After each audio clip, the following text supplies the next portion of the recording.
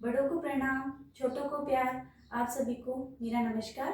मैं विद्या पूजा शर्मा, आयुर्वेद फिजिशियन, स्वस्थ वर्त एवं योग विशेषज्ञ। आज फिर से हम एक मुख्य आसन देखेंगे जिसका नाम है भुजंगासन। सबसे पहले हम भुजंगासन के बारे में कुछ जान लेते हैं, जैसे कि इसका नाम भुजंगासन क्यों रखा गया है, इसको कैसे किया जाता है, इसके क्या क्या लाभ हैं, और उसके बाद में कुछ मुख्य बिंदु हम भुजंगासन के बारे में देखेंगे। इसलिए आप इस वीडियो को पूरा देखें और अपने रोज दिनचर्या की शुरुआत आसन से करें। जैसे कि आप सब जानते हैं, भुजंग शब्द का पर्याय है, इसलिए इसका नाम भुजंगासन रखा गया है। क्योंकि जब हम ये आसन करते हैं तो फन उठाए शब्द के समान इसकी आकृति प्रतीत होती है। इसको जो मॉडर्न टर्म है या इंग्लिश टर्म है उसमें इसको कोबरा पोज बोलते हैं। उसके बाद इस भुजंगासन का जो आयुर्वेदिक संहिता है उसमें विस्तृत रूप से वर्णन मिलता है, जैसे कि घैरण्य संहिता के दूसरे अध्याय के 41वें श्लोक में इसका वर्णन मिलता है। अब हम बात करते हैं कि इस आसन के क्या क्या लाभ हैं, क्यों इस आसन को हमें दिनचर्या में शामिल करना चाहिए, तथा कोरोना महामारी में ये अपनी कैसे इम्पोर्टेंस रखता है। इन प्रश्नों का जवाब देने से पहले मैं आप सभी को याद दिलाना चाहूँगी कि जब भी हम कोई फिजिकल एक्सरसाइज या वर्कआउट करते हैं तो हमें स्वेटिंग होती है, प्यास लगने लगती है। इसका मतलब है हमारे शरीर का ब्लड सर्कुलेशन इंक्रीज हुआ है, सेल्स एक्टिव हुई है और हमारी एनर्जी रिलीज होती है। इसी तरह भुजंगासन जब हम करते हैं तो ये हमारे शरीर पे पूरे पे दबाव पड़ता है, जिससे हमें ये निम्न लाभ मिलते हैं।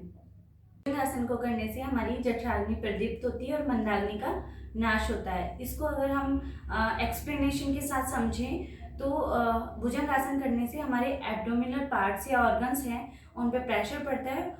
उसकी वजह से हमारे जो वहाँ के ऑर्गन्स, एब्डोमिनल ऑर्गन्स हैं वो एक्टिव होते हैं और ब्रेन को स्टिमुलेशन मिलता है। ब्रेन को स्टिमुलेशन मिलने से हमारे हार्मोन्स एक्टिव होते हैं, रिलीज होते हैं, हमारे एंजाइम सिक्रेशन बढ़ता है, जिसकी वजह से हम जो स्टमक फायर कह सकते हैं वो इंक्रीज होती है, जिसे हमारी आयुर्वेद जो टर्म्स है उसके अंदर जठराग्नि कहा गया है। जठर मतलब होता है पेट या उदर, और अग्नि मतलब एक एंजाइम्स का सिक्रेशन होने से, जैसे कोई भी चीज़ को पचाने की, अग्नि मतलब पचाने की, कोई भी चीज़ को नष्ट करने की, तो वो चीज़ हमारी इंक्रीज होती है। अच्छा, जठराग्नि के प्रदीप्त होने से क्या क्या हमें फायदे मिल सकते हैं। हमारी जो अरुचि हो रही है, खाने की इच्छा नहीं हो रही है, तो वो रुचि इच्छा होती है, खाने की इच्छा होती है, क्योंकि भूख बढ़ती है उससे। फिर अपचन जो है, पच नहीं रहा है खाना, तो पाचन शक्ति बढ़ जाती है। आफरा आ रहा है, आना आ रहा है, आद्यमान हो रहा है, इन सब में हमें बहुत फायदेमंद रहता है। और जो कब्ज की परेशानी है वो भी काफ़ी हद तक जठराग्नि प्रदीप्त होने से ठीक होती है। इस आसन से स्त्रियों की लाइफ भी काफ़ी हद तक हैप्पी और एंजॉयफुल हो जाती है। इसका अर्थ ये है कि फीमेल्स की लाइफ का बहुत बड़ा पार्ट रखता है मेंस्ट्रुअल टाइम। भारत की या you can say all India world की 95%, 98% फीमेल्स को मेंस्ट्रुअल पेन आता है, जिसकी वजह से वो अपना मोस्ट ऑफ टाइम काफ़ी सैड और इरिटेशन में फील करती हैं। तो इसको आयुर्वेदिक संहिता के टर्म्स में कष्ट आर्तव कहा जाता है। मेंस्ट्रुअल में जो पेन होता है, पेनफुल मेंस्ट्रुअल को कष्ट आर्तव कहा जाता है। और दूसरा है मेंस्ट्रुअल टाइम का कम या फिर ज़्यादा आना। अगर वो कम आता है तो इसको अल्प आर्तव कहा जाता है आयुर्वेदिक संहिताओं के अनुसार, और अगर वो मेंस्ट्रुअल अगर ज़्यादा आता है तो उसको अति आर्तव कहा जाता है। अगर मेंस्ट्रुअल नहीं आता है तो उसको अल्प आर्तव कहा जाता है। इस तरह महिलाएं जो है, स्त्रियां हैं, वो अल्प आर्तव, कष्ट आर्तव, अति आर्तव इन सभी टाइम पीरियड से गुजरती हैं और काफ़ी पेनफुल उनकी लाइफ होती है। इस आसन को करने से उनके जो रिप्रोडक्टिव ऑर्गन्स है उस पर भी प्रेशर पड़ता है ओवरऑल, जिसकी वजह से जो एक एक्टिविटी प्रॉपर नहीं हो पा रही थी, वो ऑर्गन्स एक्टिव होके एक्टिविटी को प्रॉपर करते हैं, हार्मोन्स को, ब्रेन को स्टिमुलेट करके हार्मोन्स को बैलेंस करते हैं। और जो फीमेल्स को इनकी वजह से पेनफुल लाइफ स्पेंड करनी पड़ रही थी या फिर काफ़ी चिड़चिड़ापन आ रहा था, इरिटेशन हो रही थी, तो उन सब में काफ़ी रिलीफ मिलता है। फीमेल्स में एक और प्रॉब्लम होती है श्वेत प्रदर, जिसकी वजह से उनको काफ़ी बॉडी एक होने के साथ साथ वीकनेस भी फील होती है और एक कहीं जाने की रुचि नहीं होती है, कुछ खाने की इच्छा नहीं होती है। तो ये सारी जो फीमेल्स की प्रॉब्लम्स है, उन प्रॉब्लम्स को काफ़ी हद तक ये भुजंगासन करने से आराम मिलता है। कष्ट आर्तव, अल्प आर्तव, अति आर्तव, श्वेत प्रदर और भी कई अन्य योनि रोग है जिनमें स्त्रियों को भुजंगासन से लाभ मिलता है। इस आसन को करने से पुरुषों में भी मुख्य लाभ प्राप्त होते हैं, जैसे कि कर्मेंद्रिया विकसित होती है और धातु रोग का नाश होता है। इस आसन को करने से हमारे शरीर की सभी मांसपेशियां और संधियां मजबूत होती है।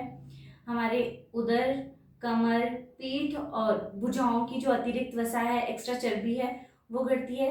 इससे हमारा शरीर सुदृढ़, गठीला, बलवान और आकर्षित दिखाई देता है।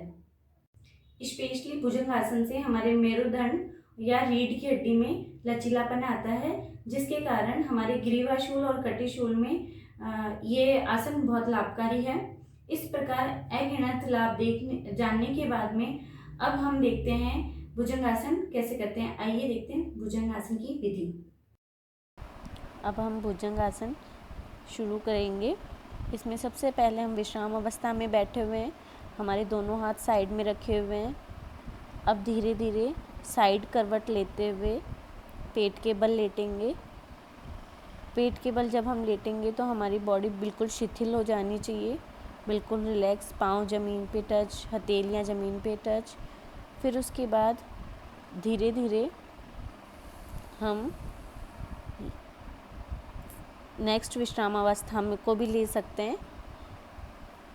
उसके बाद धीरे धीरे दोनों हाथों को अपने कमर के पीठ के साइड में रखेंगे और उनको ज़मीन पे टच करते हुए बॉडी को ऊपर खींचेंगे, जितनी देर खींच सकते हैं।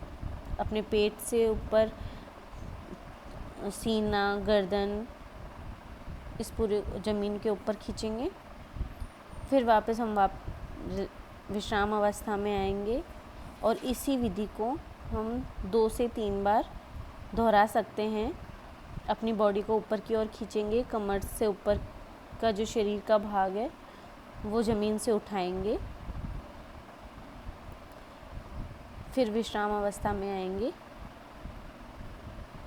अब बॉडी को, जो हमारा शरीर है, उसको शिथिल और ढीला छोड़ देंगे। धीरे धीरे साइड करवट लेते हुए हम ज़मीन पे विश्राम अवस्था में एक बार फिर से हम भुजंगासन देखते हैं। अभी हम शिथिल दंडासन या विश्राम आसन में बैठे हुए हैं। धीरे धीरे दाईं या बाईं ओर साइड करवट लेते हुए पेट के बल उल्टे लेट जाएंगे। दोनों हथेलियाँ ज़मीन पे टच रहेंगी। दोनों पाँव बिल्कुल स्ट्रेट और सीधे रहेंगे। घुटने ज़मीन पे टिके हुए रहेंगे। एड़ियाँ ऊपर की ओर होंगी और पंजे बाहर की ओर होंगे। धीरे धीरे हाथों को कोहनी से मोड़ते हुए दोनों साइड ज़मीन पे रखेंगे। पेट के ऊपर का भाग ऊपर की ओर करेंगे, गर्दन को पीछे की ओर झुकाएंगे और इस तरह हम नाभि से ऊपर के भाग को ज़मीन से ऊपर उठा के रखेंगे, जितनी देर रख सकते हैं। उसके बाद हम धीरे धीरे सिर को आगे की ओर झुकाते हुए ज़मीन पे लेट जाएंगे। उसके बाद हम अपने दोनों हाथों को सीधा करके ज़मीन पर विश्राम अवस्था में आएंगे। फिर से दोहराते हुए दोनों हाथों को कोहनी से मोड़ेंगे। कोहनी से लेके अंगुलियां तक दोनों हाथ ज़मीन से सटे हुए रहेंगे। नाभि से ऊपर का भाग ऊपर की ओर खींचा हुआ रहेगा। वक्ष प्रदेश आगे की ओर रहेगा, ऊपर उठा हुआ ज़मीन से। सिर पीछे की साइड झुका हुआ होगा। इस तरह कुछ देर रहने के बाद में धीरे धीरे अपने सिर और वक्ष प्रदेश को ज़मीन पे ले आएंगे। इस तरह 3 से 4 बार यह आसन करने के बाद में धीरे धीरे साइड करवट लेते हुए हम पुनः विश्राम अवस्था या शिथिल दंडावस्था में बैठ जाएंगे। ये हमने भुजंगासन देखा। इस प्रकार हमने भुजंगासन को करने की विधि देखी। अब हम बात करते हैं कि कोरोना महामारी में यह आसन किस प्रकार इम्पोर्टेंस रखता है। करीब करीब आप सब लोग ये वीडियो देखने के बाद अब तक जान चुके होंगे, फिर भी हम बात करते हैं कि भुजंग आसन से हमारे जो वक्ष प्रदेश है, जिसे हम चेस्ट पार्ट कहते हैं, वो विस्तारित होता है, एक्सपेंड होता है। उसकी वजह से हमारे जो लंग्स हैं उनकी एक्टिविटी इंक्रीज होती है, एक्टिव होते हैं, उनका कॉन्ट्रैक्शन और रिलैक्सेशन टाइम बढ़ जाता है, जिसकी वजह से हमारी जो एल्वेलाई है उनकी ऑक्सीजन इनटेक कैपेसिटी बढ़ जाती है। ओवरऑल अपन कह सकते हैं कि बॉडी का ब्लड सर्कुलेशन इंक्रीज हो गया है, रेस्पिरेशन प्रोसेस इंक्रीज हो जाती है, और ये सभी फैक्टर्स आपस में मिलके हमारे शरीर को कोरोना से लड़ने को तैयार करते हैं। साथ ही भुजंग आसन से हमें मानसिक शांति भी मिलती है, जो कि इस तनाव भरे माहौल के लिए बहुत ही आवश्यक है। उसके बाद हम बात करते हैं कि इसमें निषेध किस किस में है या किन्हें ये आसन नहीं करना चाहिए। जिन जिन लोगों को सीवियर हेडेक है, सीवियर बैक पेन है, सीवियर नेक पेन है, उनको सीवियर अस्थमा है या पेप्टिक अल्सर है, इंटेस्टिनल ट्यूबरक्लोसिस है या हाइपर थायरॉयडिज्म कह सकते हैं, हर्निया, या फिर अभी कोई रिसेंटली कोई एक्सीडेंट हुआ हो, इंजरी हो गई, रिसेंटली कोई ऑपरेशन करवाया है, इन सब में अवॉइड करना चाहिए भुजंग आसन को। साथ ही गर्भिणी, छदशीन, उन्माद, अपस्मार वाले लोगों को भी ये आसन नहीं करना चाहिए। आज हमने भुजंग आसन की बात की, इसके लाभ जाने, कैसे किया जाता है, इसकी विधि देखी तथा किसको नहीं करना चाहिए, ये इस चीज़ को समझा। इसी प्रकार अन्य मुख्य आसनों को देखने के लिए हमारे सभी वीडियोस को ज़रूर देखें, हमारे चैनल को सब्सक्राइब करना ना भूलें, और अपने लाइक और कमेंट्स के थ्रू अपनी प्रेजेंस शो करें। आपके बहुमूल्य समय और धैर्य के लिए बहुत बहुत धन्यवाद।